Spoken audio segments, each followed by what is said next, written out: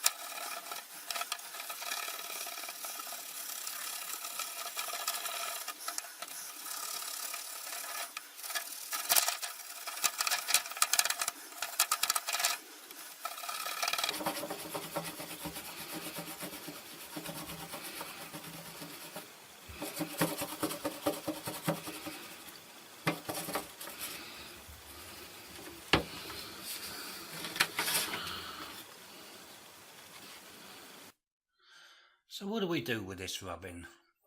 I've seen a lot of people is what they do is they now take all their measurements off of this rubbing, save them keep going to the machine and back. Well, I like to do mine a little bit different, or a little bit easier in my case, I reckon. I'm using a program called ColdDraw. It's X7, it's quite an old version, it's adequate, it still does everything I want. Now, everything on this screen is one-to-one, as in real life. YC-Wig, is it? I think they call it. What you see is what you get. So I'm going to make a top plate, and I'm going to make this 100 by, I think, so we missed the front, 82. Yeah, 82 is going to be about fine. So that's my top plate. I will shift it across a little bit.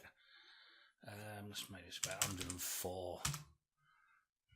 Yeah, that's sitting in quite nice, like that. Let's give it some bolt holes, is it you call it? Now they're M4s. Are they M4s? No, they're actually M5s that are in there. So I'm going to make that 5mm by 5mm.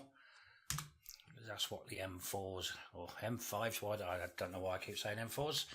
And I'm going to move that over one of the holes.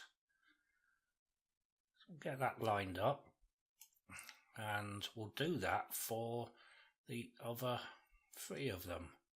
So we'll have one there. We'll stick another one there,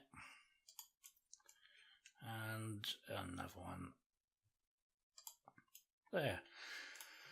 That's a straightforward plate. I know it's going to fit in the holes. So I'm going to select both of them parts, and I'm going to export this as a DXF, and we'll call it Z top plate. Export it. Use all the defaults. I don't think there's one in there for Fusion. That wasn't out when this was made. So we'll click OK.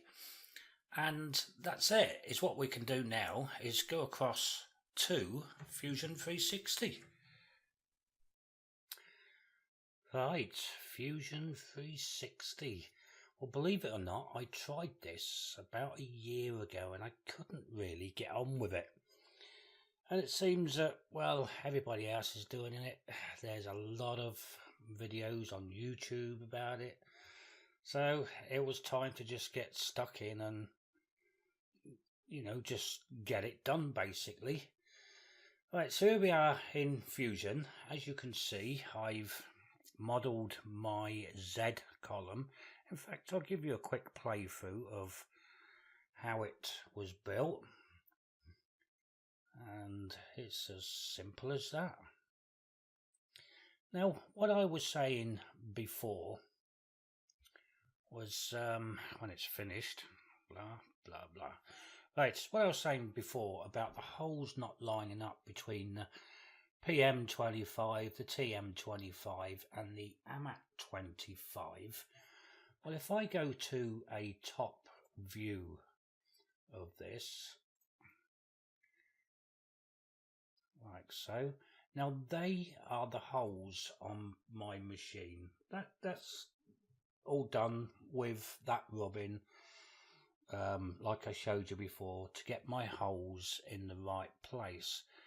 Now if I use the TM25, this is the one from Franco, that's possibly the closest that it will get to them holes. I mean, there's one here that's, you know, misaligned, but the other ones, you know, they'll fit. Now if I went to DCT Teachers TM25, well, as you can see, the back two are nearly there, and well, the front ones just don't exist. And from the rubbing, in fact, I'm not going to show you the one from the rubbing just yet. So that's the Z column. Now, something I'm going to do in this series of videos is obviously the assembly.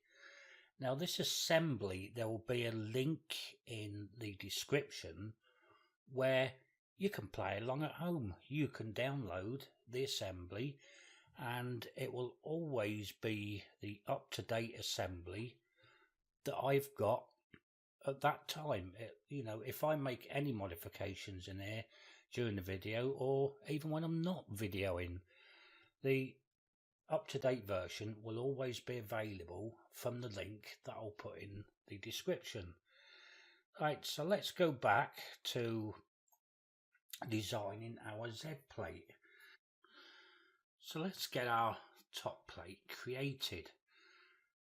If we go to Insert and insert the DXF, you can choose the file we created in CorelDRAW.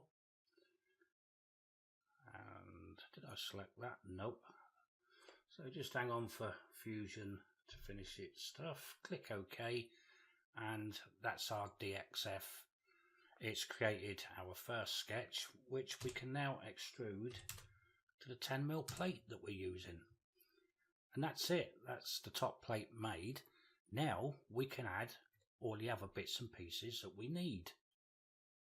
So to start off with, we're going to need a hole in the center plate. This will be obviously bigger than the ball screw that we're using, and this will serve as a reference throughout the rest of the Z column design.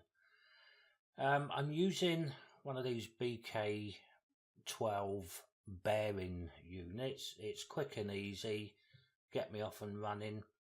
So we need 4 holes to hold them down.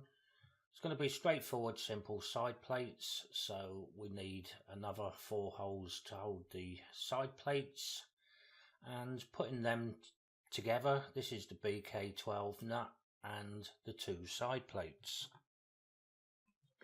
So starting with the plate for the stepper motor, again we're going to need a hole dead center, 4 more holes to hold the side plates down.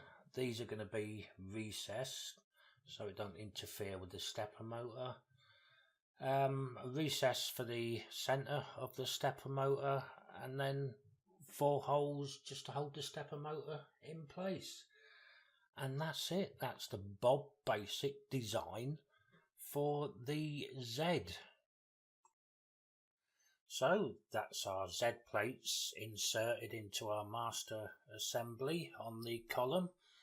And like I say, you'll find a link in the description to download the assembly. Well, that's it for this video, and in the next video we'll start cutting the plates. Until then, see you next time.